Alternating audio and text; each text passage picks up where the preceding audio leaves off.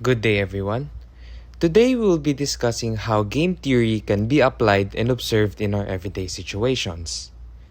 Game theory is a branch of mathematics that provides tools for analyzing situations in which parties or players make interdependent decisions. It is the analysis of strategies dealing with the competitive situations where the outcome of a participant's choice of action depends critically on the actions of other participants. It assumes that individuals are rational and try to maximize their benefits while minimizing their losses. It was invented by mathematician John von Neumann and Oscar Morgenstern in their book The Theory of Games and Economic Behavior in 1944. They observed that economics is much like a game, wherein players anticipate each other's moves and therefore requires a new kind of mathematics, which they called game theory. It was further developed in the 1950s by American mathematician John Nash, who established the mathematical principles of game theory, a branch of mathematics that examines the rivalries between competitors with mixed interests. This concept can be applied to various aspects of life, from business and finance to personal relationships and social interactions. One concept under game theory is the stag hunt or assurance game. It is a game theory model that primarily focuses on the cooperation or self-interest of the players. It is a scenario in which two hunters or players must decide whether to cooperate to hunt a stag, requiring mutual trust and cooperation, or to hunt a hare individually, which guarantees a smaller reward. It was first introduced by a philosopher named Jean-Jacques Rousseau in his 1755 work Discourse on Inequality. So for the real-world scenario that can be applied to Stagan is the effort in group works. In an academic setting, students working together in a group project will always share the same grade or output.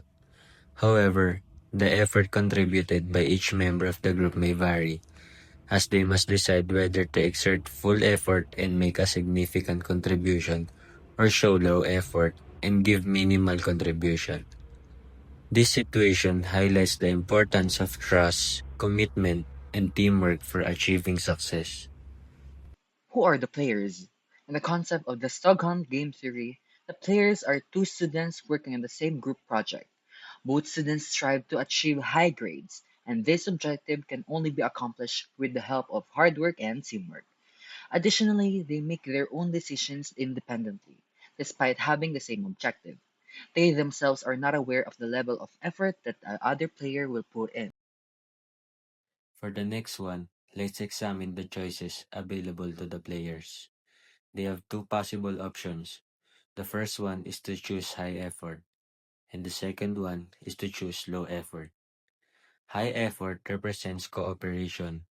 This means working hard and completing the assigned task on time. On the other hand, low effort means defect. In this case, the player contributes minimally and only relies on their partner to carry most of the workload. What will happen with each decision in the stag hunt game theory? First of all, if both students trust each other and there's cooperation, this will mean that both hunters are hunting the stag. This will result in the best possible outcome, a high quality project and high grades. And this illustrates the point that trust between the two students will have a both positive impact. Second, an imbalance may arise. If one student is cooperative and the other is a defector, this situation may be considered an inequality, since the cooperative student is being taken advantage of and the other student is not putting in any effort. This will lead to a poor project quality as an indicator of trust being placed on an irresponsible student. Lastly, when both students do the minimum, this is like both hunters opting for the safer but smaller reward. Nobody gets taken advantage of, but the result is a substandard project and substandard grades. Again, this underscored the importance of avoiding both cooperation and substandard outcomes in achieving superior performance. Thus, The overall lesson that the Stug Hunt game teaches us is that the optimal results are achieved when both players cooperate, but this requires trust since the fear of being the solitary cooperator always exists. This slide represents the payoff matrix.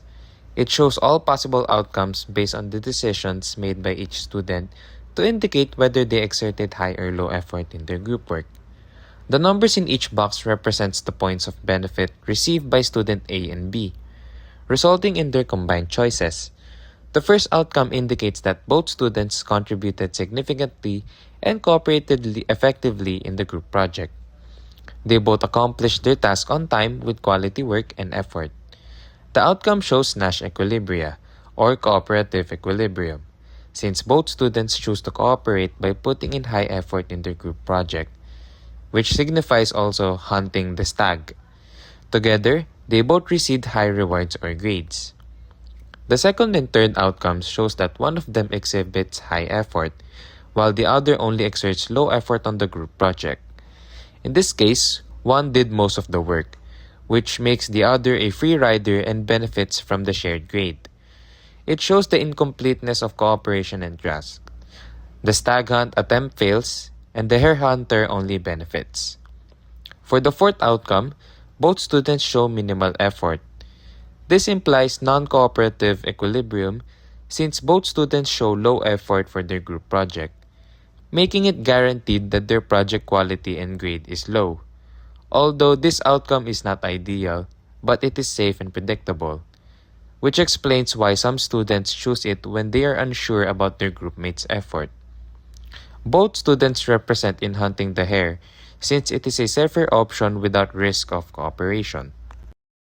In our simulation, participants were faced with a choice similar to the Stug Hunt game in Game Theory, where they could either cooperate by exerting high effort or act individually with low effort. According to the theory, the best outcome happens when everyone cooperates, which is reflected in the highest payoff in the matrix. However, during the simulation, not all participants choose to cooperate. Some choose low effort because they were unsure if others would also cooperate, showing a lack of trust. This behavior matches the theory, which predicts that people may prioritize safety and guaranteed outcomes over higher but uncertain rewards.